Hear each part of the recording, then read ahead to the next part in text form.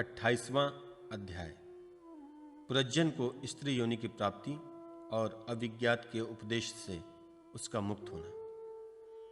श्री नारद जी कहते हैं, राजन, फिर भय नामक यवन राज के आज्ञाकारी सैनिक प्रज्वार और काल कन्या के साथ इस पृथ्वी तल पर सर्वत्र विचरने लगे।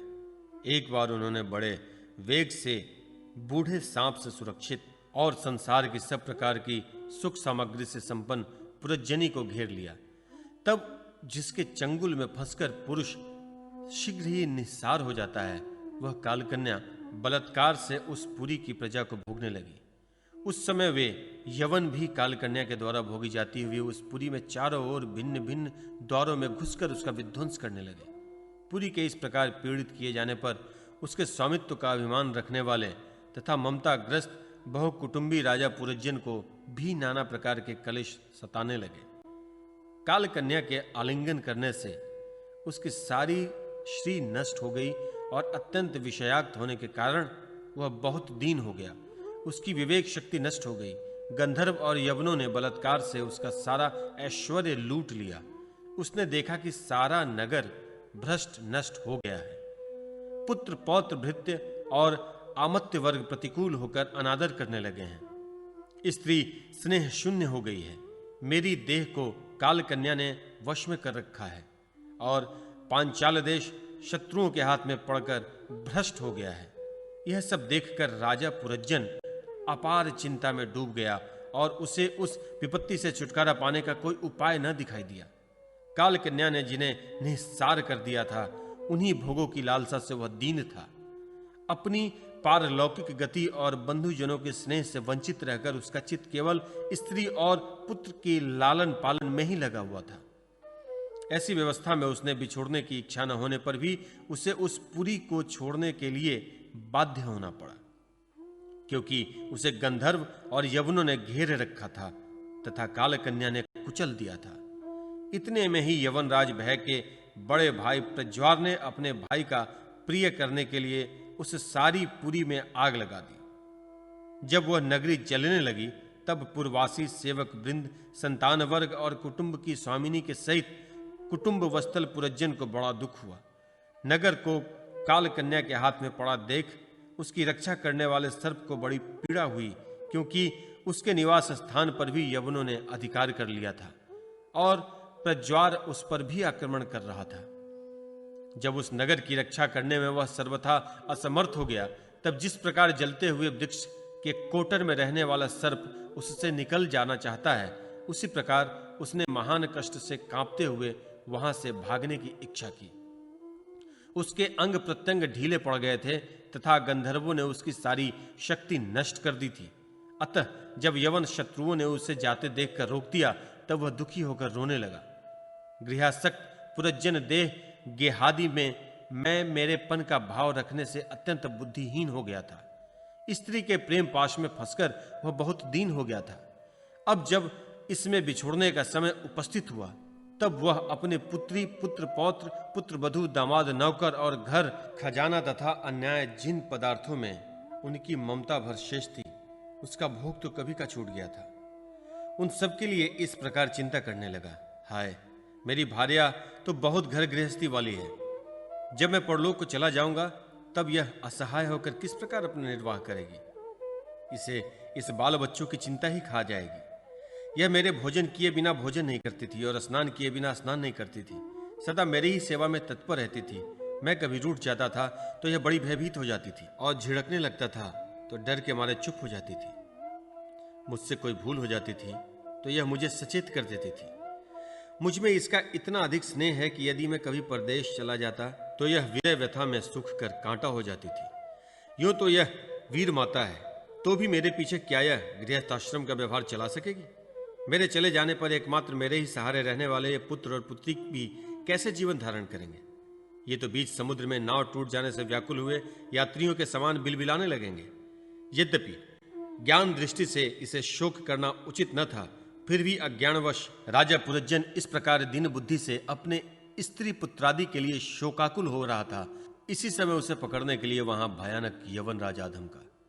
जब यवन लोग उसे पशु के समान बांधकर अपने स्थान को ले चले, तब उसके अनुचर अत्यंत आतुर और शोकाकुल होकर उसके साथ हो लिए। यवनों द्वारा रोका हुआ सर्प भी उस पुरी को छोड़कर इन सब के साथ ही चल दिया।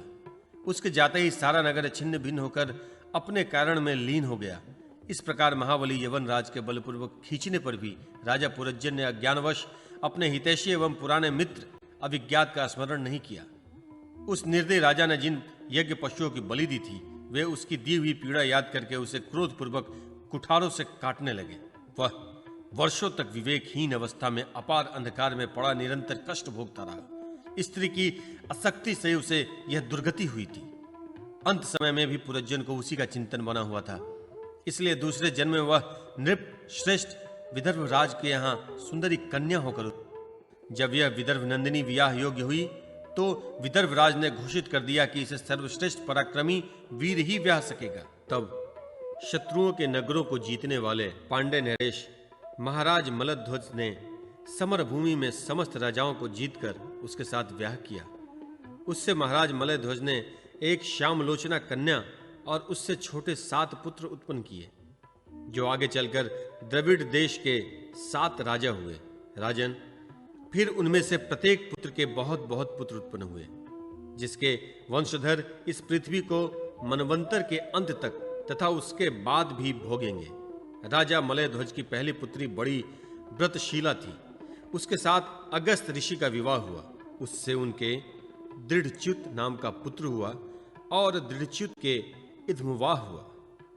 अंत में राजर्षि मलयध्वज पृथ्वी को पुत्रों में बांटकर भगवान श्री कृष्ण की आराधना करने की इच्छा से मलय पर्वत पर चले गए। उस समय चंद्रिका जिस प्रकार चंद्रदेव का अनुसरण करती है, उसी प्रकार मत्तलोचना वैदर्भी ने अपने घर, पुत्र और समस्त भोगों को तिलांजलि दे पांडे नरेश का अनुगमन किया। वहां चंद्रवसा, ताम्रपर्णी और बटोत्का नाम की 3 नदियां थीं। उनके पवित्र जल में स्नान करके वे प्रतिदिन अपने शरीर और अंतःकरण को निर्मल करते थे। वहां रहकर उन्होंने कंद, बीज, मूल, फल, पुष्प, पत्ते, तृण और जल से निर्वाह करते हुए बड़ा कठोर तप किया था। इससे धीरे धीरे उनका शरीर बहुत सूख गया। महाराज मलयध्वज ने सर्वत्र समदृष्टि रखकर शीत, उष्ण, वर्षा, वायु, भूख, प्यास, प्रिय, अप्रिय और सुख, दुखादि सभी द्वंद्वों को जीत लिया। तप और उपासना से वासनाओं को निर्मूल कर तथा यम नियम आदि के द्वारा इंद्रिय, प्राण और मन को वश में करके वे आत्मा में ब्रह्म भावना करने लगे।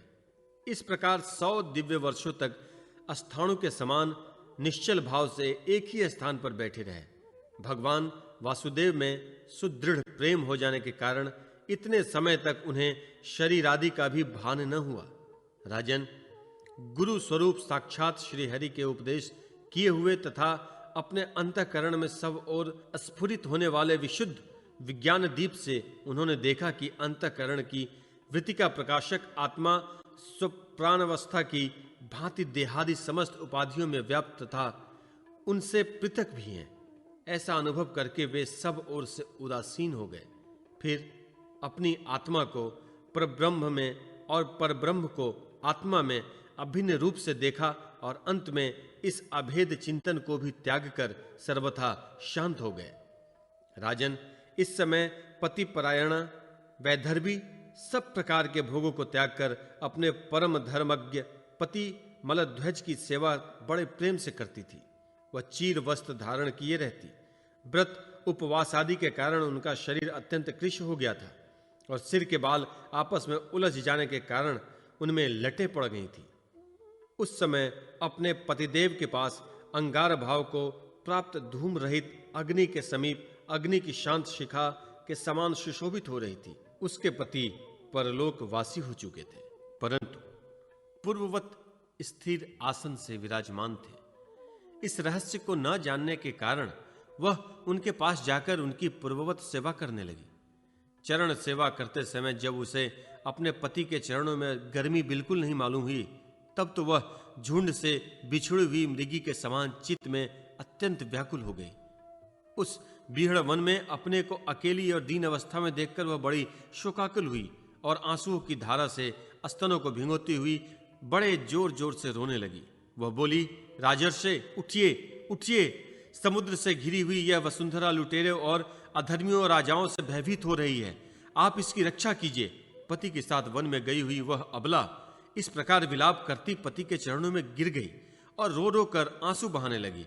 लकड़ियों को चिता बनाकर उसने उस पर पति का शव रखा और अग्नि लगाकर विलाप करते करते स्वयं सती होने का निश्चय किया। राजन, उसी समय उसका कोई पुराना मित्र, एक आत्मज्ञानी ब्राह्मण वहां आया। उसने उस रोती हुई अबला को मधुर वाणी से समझाते हुए कहा। ब्राह्मण ने कहा, तू कौन है? किसकी पुत्री है? और जिसके लिए तू शोक कर रही है, वह यह सोया हुआ पुरुष कौन है? क्या तू मुझे नहीं जानती? मैं वही तेरा मित्र हूं जिसके साथ तू पहले विचरा करती थी। सखे, क्या तुम्हें अपनी याद आती है? किसी समय मैं तुम्हारा अविज्ञात नाम का सखा था। तुम पृथ्वी के भोग भोगने के लिए निवास स्थान की खोज में मुझे छोड़कर चले गए थे। अरे, पहले मैं और तुम एक दूसरे के मित्र एवं मानस निवासी हंस थे। हम दोनों सहस्त्रों वर्षों तक बिना किसी निवास स्थान के ही रहे थे। किंतु मित्र, तुम विषय भोगों की इच्छा से मुझे छोड़कर यहां पृथ्वी पर चले आए। यहां घूमते घूमते तुमने एक स्त्री का रचा हुआ स्थान देखा। उसमें 5 बगीचे, 9 दरवाजे, 1 द्वारपाल, 3 परकोटे, 6 वैश्यकुल और 5 बाजार थे। वह 5 उपादान कारणों से बना हुआ था और उसकी स्वामिनी एक स्त्री थी। महाराज, इंद्रियों के 5 विषय उसके बगीचे थे। 9 इंद्रिय छिद्र द्वार थे। तेज, जल और अन्न 3 परकोटे थे। मन और 5 ज्ञानेंद्रियां, 6 वैश्यकुल थे। क्रिया शक्ति रूप कर्मेंद्रियां ही बाजार थी। 5 भूत ही उसके कभी क्षीण न होने वाले उपादान कारण थे और बुद्धि शक्ति ही उसकी स्वामिनी थी। यह ऐसा नगर था जिसके प्रवेश करने पर पुरुष ज्ञान शून्य हो जाता था, अपने स्वरूप को भूल जाता था। भाई, उस नगर में उसकी स्वामिनी के फंदे में पड़कर उसके साथ विहार करते करते तुम भी अपने स्वरूप को भूल गए और उसी के संग से तुम्हारी यह दुर्दशा हुई है। देखो, तुम न तो विदर्भराज की पुत्री ही हो और न यह वीर मलध्वज तुम्हारा पति ही है, जिसने तुम्हें 9 द्वारों के नगर में बंद कर दिया है। उस पुरजनी के पति भी तुम नहीं हो। तुम पहले जन्म में अपने को पुरुष समझते थे और अब सती स्त्री मानते हो। यह सब मेरी ही फैलाई हुई माया है। वास्तव में तुम न पुरुष हो न स्त्री। हम दोनों तो हंस हैं। हमारा जो वास्तविक स्वरूप है उसका अनुभव करो। मित्र, जो मैं ईश्वर हूं वही तुम जीव हो। तुम मुझसे भिन्न नहीं हो और तुम विचार पूर्वक देखो, मैं भी वही हूं जो तुम हो। ज्ञानी पुरुष हम दोनों में कभी थोड़ा सा भी अंतर नहीं देखते। जैसे एक पुरुष अपने शरीर की परछाई को शीशे में और किसी व्यक्ति के नेत्र में भिन्न भिन्न रूप से देखता है, वैसे ही एक ही आत्मा विद्या और अविद्या की उपाधि के भेद से अपने को ईश्वर और जीव के रूप में 2 प्रकार से देख रहा है। इस प्रकार जब हंस ईश्वर ने उसे सावधान किया, तब वह मान सरोवर का हंस जीव अपने स्वरूप में स्थित हो गया और अपने मित्र के विछोह से भूला हुआ आत्मज्ञान फिर प्राप्त हो गया। प्राचीन वर्ही, मैंने तुम्हें परोक्ष रूप से यह आत्मज्ञान का दिग्दर्शन कराया है, क्योंकि जनत कर्ता जगदीश्वर को परोक्ष वर्णन ही अधिक प्रिय है।